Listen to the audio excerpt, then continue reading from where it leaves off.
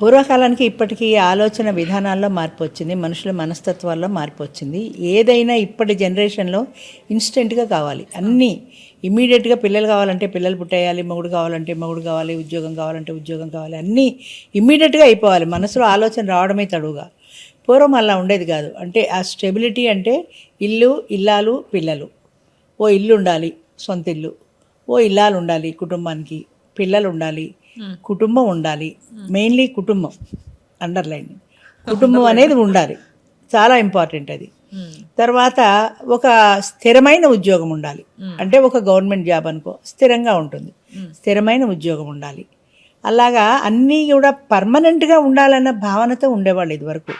ఏదైనా సరే permanent, ఇల్లాలైతే permanent, పిల్లలు పర్మనెంటు, ఇల్లు పర్మనెంటు, ఉద్యోగం పర్మనెంటు. అలాగా ఇప్పుడు దేనికి పర్మనెంట్ అని ఎవరు కోరుకోవట్లా. ఇప్పుడు మీ అనకూడదు కానీ తిట్టకు నన్ను, మీ ప్రైవేట్ జాబ్స్ ఉన్నాయి, ఇంకో 2 లక్షల ప్యాకేజ్ ఎవరైనా ఇస్తే ఇమీడియట్గా ఇది వదిలేసి దానికి వెళ్ళిపోతారు. మా డ్రైవర్ల దగ్గర నుంచి కూడా ఇక్కడికంటే ఒక 2,000 జీతం ఎవరైనా ఎక్కువ ఇస్తానంటే ఇక్కడి నుంచి ఈజీగా మారి వెళ్ళిపోతారంటే ఎమోషన్స్ లేవు.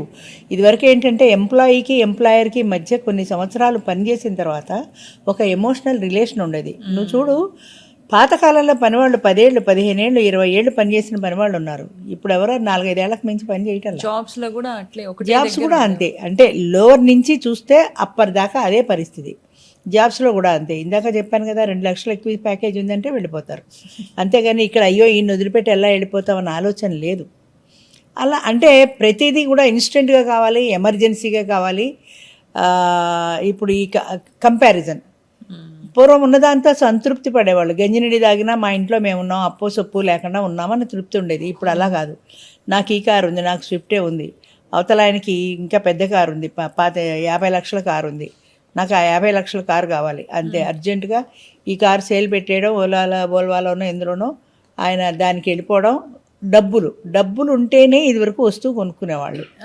ఇప్పుడు డబ్బులతో పని లేదు, లోన్లు ఉన్నాయి కదా, బ్యాంక్కి వెళ్ళిపోవడం, లోన్ పెట్టేయడం, ఆ లోన్ ప్రకారం కొనేసుకోవడం, ముందు ఈ కారు వేసుకుని తిరిగేయడం. ఆయన ఎదురుగుండా నేను కూడా పెద్ద కారులో తిరగాలి, ఆయన ఎదురుగుండా నేను కూడా సొంత ఇంట్లో ఉండాలి. మా పక్క ఆయనకి సొంత ఇల్లు ఉంది, నాకు లేకపోతే ఎలా? నాకు ఎక్కడ గుర్తులేదు. ఒక కాలేజీ ఆయన చెప్పాడు, ఒక లెక్చరర్ చెప్పాడు, ఒక ప్రైవేట్ కాలేజీ లెక్చరరు, ఎదురింట్లో చదువుకుంటున్న అమ్మాయికి ఫస్ట్ క్లాస్ వచ్చింది, వీళ్ళ అమ్మాయికి క్లాస్ రాలా. ఈ తల్లి తిట్టేదిట, ఆ అమ్మాయి చూడు ఫస్ట్ క్లాస్ వచ్చింది, నీకు కూడా ఫస్ట్ క్లాస్ రావాలి, నెక్స్ట్ పరీక్షలో నువ్వే డామినేట్ చేయాలి అమ్మాయిని, నెక్స్ట్ టైం నీకు ఫస్ట్ క్లాస్ రాస్తే నిన్ను చంపేస్తా, అలా ఇలా నానా తిట్లు తిరిగితే ఈ పిల్ల ఎందుకో ఎదురింటి వాళ్ళ ఇంటికి వెళ్ళిందిట.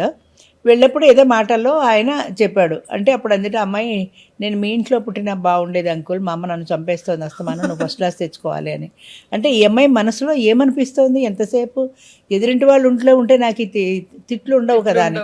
ఈ కంపారిజను చిన్నపిల్లల చదువుల దగ్గర నుంచి వాళ్ళు మెడిసిన్, ఇప్పుడు ఎందుకు ఫారెన్ కంట్రీస్ పంపిస్తున్నారు పిల్లల్ని, ఇప్పుడు కాదు ఒకప్పుడు, పోనీ ఇప్పుడు తగ్గి ఉండొచ్చు. ఒకప్పుడు పక్కింటి వాళ్ళ అబ్బాయి ఫారెన్ వెళ్ళాడు, నా కొడుకు ఇండియాలో ఉద్యోగం చేస్తే ఇలా, నా కొడుకు కూడా ఫారెన్ వెళ్ళిపోవాల్సింది అనే. కానీ దానివల్ల వచ్చే లాభ నష్టాలు ఏంటి, ఇది నాకు సూట్ అవుతుందా, మన ఫ్యామిలీకి సూట్ అవుతుందా అనే సమస్య లేదు. కంపారిజన్ ఎక్కువైపోయింది. అంచేత వాళ్ళు బాగుంటే నేను కూడా అంతకంటే ఒక స్థాయి ఎక్కువ ఉండాలి. మా దాంట్లో అనకూడదు, ఎవరో చెప్పారు, ఒక అమ్మాయి ఎవరో చెప్పింది, ఫ్రెండ్స్ ఉన్నారు, పక్క అపార్ట్మెంట్లలో ఉంటారు, ఉన్న తర్వాత వాళ్ళకి ఫ్రెండ్షిప్ అయింది. ఆవిడ శ్రావణ శుక్రవారానికి 10,000 చీర కనుక్కుంటే ఆవిడ 10,000 చీర కనుక్కుందా, నేను అంతకంటే 15,000 చీర కొనుక్కోవాలి. ఈవిడ 15 కొనుక్కుందా, నేను 20 కొనుక్కోవాలి. ఎందుకు ఈ కంపారిజన్?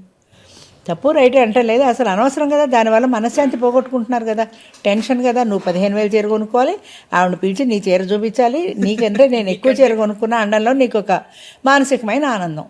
ఆ ఆనందం, సంతృప్తి వీళ్ళకి ఎక్కడొస్తుంది, కంపారిజన్లో వస్తుంది. పూర్వం కంపారిజన్ లేదు, నాకు ఉన్న దాంట్లోనే సంతృప్తిగా ఉన్నా. మనసుకి నచ్చింది చేసేవాళ్ళు కాదు, ఇప్పుడు మనసుకి నచ్చింది చేస్తున్నారు. ఆ మనసు అనే దాని గురించి చెప్తున్నాను. మనసు అనేది కోతి లాంటిది, అది గెంతుతూ ఉంటుంది, అటు ఇటు మారుతూ ఉంటుంది. ఆ మనసు అనేది మారకుండా స్థిరంగా ఉండాలి కదా. నీకంటూ కొన్ని విలువలు ఉండాలి. నాకు ఇది కావాలి అన్నప్పుడు నువ్వు కష్టపడి తెచ్చుకో, కానీ పక్క వాళ్ళతో పోల్చుకోకు. నీకు ఒక 10,000 చీర కనుక కొనుక్కో, 5,000 చీర కావాలి కొనుక్కో, కానీ పక్కింటి ఆవిడ కొనుక్కుంది కాబట్టి ఆవిడకంటే 2 ఆకులు నేను ఎక్కువ ఉండాలి అనే కంపారిజన్ ఉంది చూసావు. రేపు పొద్దున ఆవిడ మారిపోతుంది, ఇంకొక ఆవిడ వస్తే ఆవిడ 50,000 చీర కొనుక్కుంటుంది, నువ్వు అప్పో సప్పో చేసైనా సరే 60,000 చీర కొనుక్కుంటావా? ఆ కంపారిజన్ ఎందుకు? మనకున్న దాంట్లో మనం సంతృప్తిగా ఉన్నాము, మనకి కొన్ని విలువలు ఉన్నాయి, ఈ విలువల్ని మనం జాగ్రత్తగా కాపాడుకుందాం అన్న భావన ప్రస్తుతం జనరేషన్లో తగ్గిపోయింది. నేను నీ గురించి చెప్పడం లేదు, ప్రస్తుతం జనరేషన్లో అంటే సమస్య ఏంటంటే నువ్వు ఇప్పటి జనరేషన్ దానివి కదా. అదేలేనంటే అప్పుడైనా ఇప్పుడైనా సరే మనకు కావాల్సింది అది మనం ఉండాలి, మనకి విజన్ ఉండాలి, మనకి ఏం కావాలి అన్న దాని మీద మనకు ఒక విజన్ ఉండాలి, దానికోసం మనం ఆరాటపడాలి. అంతేగాని పక్కింటాడు ఫారెన్ వెళ్ళాడు కాబట్టి నా కొడుకు కూడా ఫారెన్ వెళ్ళాల్సిందే అన్న పరిస్థితి ఉండకూడదు. పక్కింటి వాళ్ళతో కంపారిజన్ మనకు అనవసరం. నా స్థాయికి నాకేముండాలి, నా స్థాయికి ఇవి ఉంటే చాలు, పక్కింటి వాళ్ళు వాళ్ళు చేస్తారు, నాకు ఇవి ఉండాలి అని అనుకో, అంతవరకు కానీ పక్క వాళ్ళతో కంపేర్ చేసుకోకు. అప్పుడు వాళ్ళకి అలా ఉండేది, అంటే అప్పుడు వాళ్ళకి అలాగే ఉండేది, దానివల్లే స్టెబిలిటీ కూడా ఉండేది. నాకు ఇది ఉంది, నాకున్న దాంట్లో నేను సంతృప్తి పడ్డాను చాలు, నాకున్న దాంట్లో నేను హ్యాపీగా ఉన్నాను చాలు. పక్కింటి ఆవిడ మొగుడు ఏదో హయ్యెస్ట్ ఆఫీసర్ అని, ఇప్పుడు ఉన్న మొగుడు ఎల్డీసీ అని హయ్యెస్ట్ ఆఫీసర్ అంటే ఎలా అయిపోతాడు? అయిపోడు కదా. అలాగే పెళ్ళిళ్ళు కూడా, పెళ్ళి అనే దాంట్లో పూర్వం అటేటి తరాలు ఇటేటి తరాలు చూసి ఏదో ఒక సంబంధం చేసేవారు, భార్యాభర్త దానికి స్టిక్ అయి ఉండేవారు. చిన్న చిన్న గొడవలు వచ్చినా ఏదో సర్దుబాటు చేసుకుంటూ జీవితం అంతా వెళ్ళిపోయింది. ఒక భార్యకు ఒకే భర్త, ఒక భర్తకు ఒకే భార్య అప్పట్లో. కానీ ఇప్పుడు కాలం మారిపోయింది, డైవర్స్ అనే అవకాశం వచ్చింది. ఫస్ట్ యానివర్సరీకి కొన్ని లక్షలు ఖర్చు పెట్టి, మొన్న కూడా చెప్పాను ఇది, కొన్ని లక్షలు ఖర్చు పెట్టి పెళ్లి చేస్తే ఆ పెళ్లి సంవత్సరం వరకు ఉంటుందో లేదో తెలీదు. మాకు సూట్ కాలేదంతే. ఇప్పుడు నిన్న మొన్న పేపర్లో చూసాను చూడు, రెహమాన్ను 29 ఏళ్ల జీవితం తర్వాత వాళ్ళు ఇప్పుడు విడాకులు తీసుకుంటున్నారు.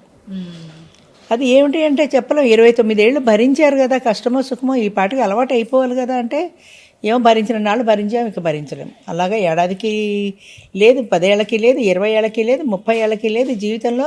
అంటే జీవితానికి ఒక గ్యారంటీ లేదు. అమ్మయ్య నాకు పెళ్ళయింది, ఈ మొగుడు నావాడు, ఈ ఇల్లు నాది అనే ఒక గ్యారంటీ భార్యకి లేదు, భర్తకి లేదు. భర్త కంటే ఛాయిస్ ఉంది, మళ్ళీ మళ్ళీ పెళ్లి చేసుకుంటాడు. ఇంకా భార్యకి అంత 10 మందిని చేసుకునే ఛాయిస్ రాలేదు కదా, చేసుకోలేరు కూడా ఆడవాళ్ళు సహజంగా.